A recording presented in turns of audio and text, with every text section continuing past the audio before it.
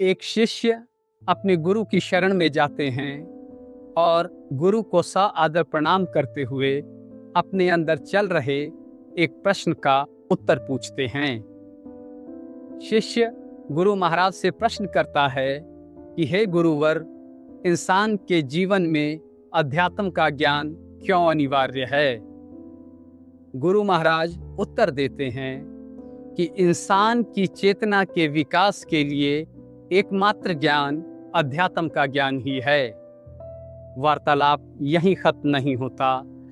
शिष्य गुरु से फिर कहते हैं कि मैं आपके प्रश्न का उत्तर नहीं समझ पाया। ये चेतना क्या है? इसका विकास क्यों जरूरी है? क्या इंसान बिना चेतना के विकास के जीवन नहीं जी सकता? इसमें भी कोई समस्या है? गुरु महाराज धैर्यपूर्वक अपने शिष्य के इन सभी प्रश्नों का एक एक करके उत्तर देते हैं। आइए इसे सुने और सुनने से ज्यादा समझने का प्रयास करें। पहला प्रश्न, ये चेतना क्या है? गुरु महाराज कहते हैं, हमारे शरीर के अंदर एक आत्मा है और उस आत्मा की मौजूदगी का संकेत ही ये चेतना है। शिष्य कहता है, गुरुवर, मैं आपके इन भारी भरकम भाषा और इस भारी भरकम ज्ञान को समझ पाने में असमर्थ हूँ। कृपया मुझे सरल शब्दों में ये समझाएं कि ये चेतना क्या है। गुरु महाराज कहते हैं, जिस प्रकार सूर्य की किरणों को देखकर हमें ये आभास होता है कि सूर्य की मौजूदगी कहीं ना कहीं है, यानी कि सूर्य की किरणें देखकर सूर्य की किरणों को हम ये संकेत मानते हैं कि कहीं ना कहीं सूर्य भी मौजूद है। ठीक उसी प्रकार इस चेतना को देखकर आत्मा की मौजूदगी का सबूत माना जाता है।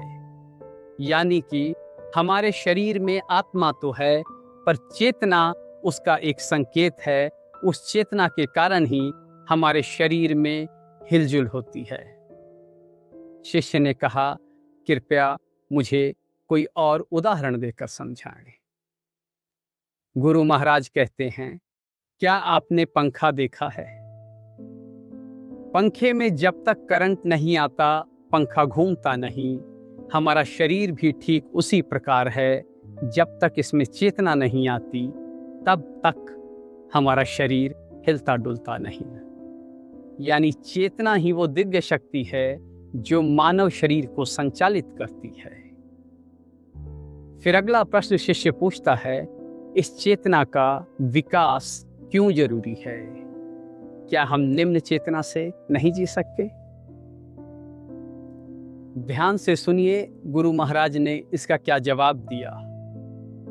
कहते, चेतना का विकास इसलिए जरूरी है क्यों मान लीजिए आप ग्राउंड फ्लोर पर खड़े हैं और ग्राउंड फ्लोर पर खड़े रहते हुए आप किसी दृश्य को देख रहे हैं।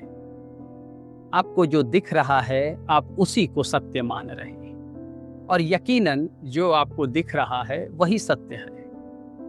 पर वहीं कोई और आदमी जब फर्स्ट फ्लोर पर जाता है तो वो ग्राउंड फ्लोर को तो देख ही रहा है, पर उसे कुछ और दृश्य भी देख रहा है। इसलिए वो ग्राउंड फ्लोर को सत्य नहीं मान रहा, वो उसके अलावा कोई और चीज भी, कोई और दृश्य भी जो उसे दिख रहा है, वो उसी को सत्य मान रहा है। और जब वो आदमी सेकंड फ्लोर पर जाता है तो वो ग्राउंड फ्लोर और फर्स्ट फ्लोर से तो अवगत होता ही है, पर अब वो सेकंड फ्लोर पर कोई और दृश्य देख रहा है। इसलिए वो सेकंड फ्लोर को ही सत्य मान रहा है। जब इंसान निम्न चेतना में होता है तो उसके अंदर क्रोध, ईर्ष्या, जलन और तरह तरह के विकार मौजूद होते हैं जो उसकी दैनिक दिनचर्या में और दैनिक जीवन को जीना बहुत मुश्किल कर देते हैं। और जैसे जैसे उसकी चेतना का विकास होता है, उसे ये बोध होता जाता है कि कोई और दिव्य शक्ति भी है जो मानव को संचालित कर रही है। और तब जो निम्न स्तर की चेतना के लक्षण होते हैं वो साफ करते हुए, अपने अंदर सफाई करते हुए भगवान के पास पूजा पाठ, विनम्रता, करुणा, सफलता ऐसी चीजों की तरफ आकर्षित होता जाता है। यानी कि उच्च चेतना का मतलब है आपका भगवान से मिलन। उच्च चेतना का मतलब है उस दिव्य शक्ति का ज्ञान होना जो इस सृष्टि को चला रही है। और जी हाँ, जैसे जैसे चेतना का उत्थान होगा, आपको ये महसूस होने लगेगा कि सृष्टि का संचालक कोई और है। और जो पुरुष, जो मानव निम्न चेतना में संघर्षरत होगा, आप उस पर करुणा की दृष्टि से देखेंगे, न कि उनसे उलझकर और क्रोध करते हुए आप अपनी मानसिक दशा को खराब करेंगे। यहीं से आध्यात्मिक ज्ञान का जन्म होता है और आध्यात्मिक ज्ञान का अभिप्राय है चेतना का उत्थान। इसलिए मैं परमात्मा से ये प्रार्थना करता हूँ कि मेरे सभी दर्शकों को और श्रोतागणों को इस आध्यात्मिक ज्ञान दे और उनकी चेतना में उत्थान करे। इन्हीं शब्दों के साथ मैं आपसे विदा लेता हूँ। जय श्री कृष्ण।